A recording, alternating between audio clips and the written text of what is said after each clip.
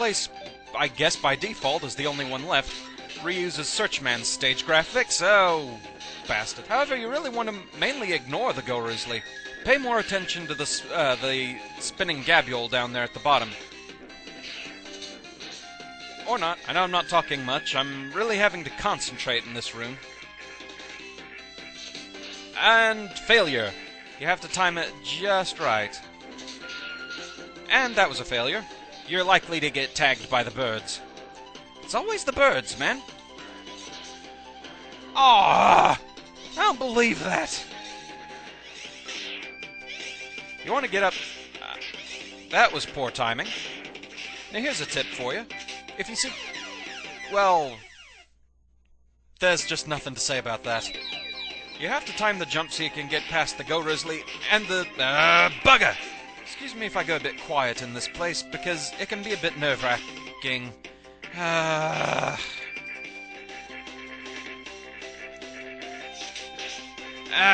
Bugger.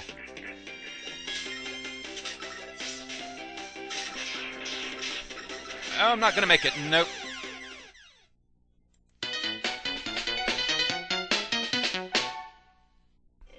So aside from just being a...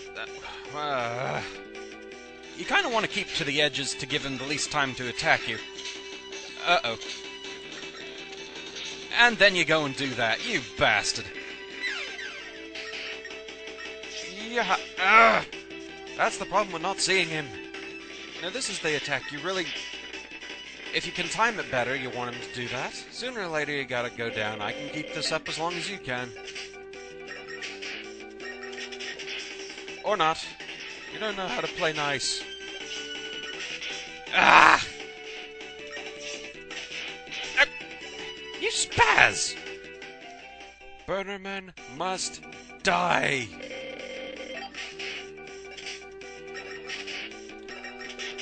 Apparently he didn't get the memo.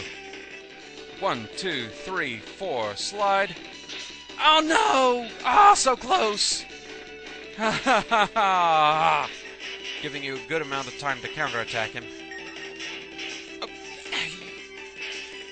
Oh, I hate your randomness.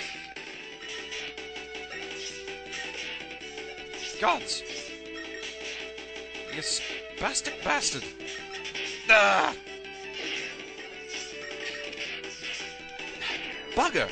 That's all there is to say about it. Bugger, bugger, bugger! 1, 2, 3, 4, slide. Alright, that's it. Eat spike, you bastard!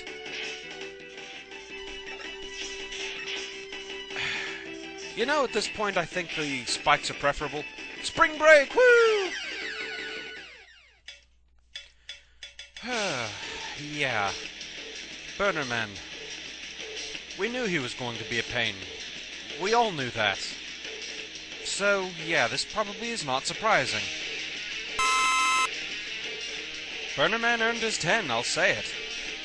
He's one of those completely unpredictable spazzes, kind of like Quickman. It isn't so much that he feels cheap. He can be dodged. I don't think anyone is ever going to out-cheat Brightman. Dear gods, I hope not. So, yeah, as far as actually dodging his attacks, dealing with him, it is possible. But he has a very annoying habit of being unpredictable in when he's going to stop his dash attack, when he's going to jump in the air, if he's going to corner you to where the wave burner is going to catch you no matter what. This guy's a pain, definitely. So, yeah, he gets a 10, but the thing is he feels more like he earned it. His stage is possible, but very difficult. His fight is possible, but very difficult. Frustrating as it was, in a way, it was the enjoyable kind of frustration. I didn't mind doing his stage too much. I'm glad to have it done, don't get me wrong. But it's not like Brightman, where it was just a complete coin flip going through. That place was a nightmare by comparison in that respect. This, there was skill involved, so it was pretty fun. As fun as Burnerman can be, anyway. It's a strange dichotomy. It was fun, but I'm glad it's over. Put it that way. The spears, once you go through them enough times, they become second nature. The same is true of the Fire Telly room. The swarm birds, no, they're cheap. they can come down to levels where you can't hit them, rendering that sliding passage almost pointless. But for the most part, like I said, the stage is doable. This is also true of the fight. The main move you really gotta watch out for is that bear trap move. If you try and dodge him on the second or fourth jumps, you're gonna get hit by the wave burner because it goes down on those jumps. This guy takes a lot of studying to figure out, and even then, it's not a sure thing, as you could see from the outtakes. So, yeah. Thank gods this one's done, that's all I have to say. So, normally this is the part where I'd be talking about how fun it was to go through this game. And here's where I reach a bit of a problem. Mega Man and Bass actually is probably one of my favorite games in the series. You know me in collecting things. I love the aspect of getting all the CDs and everything.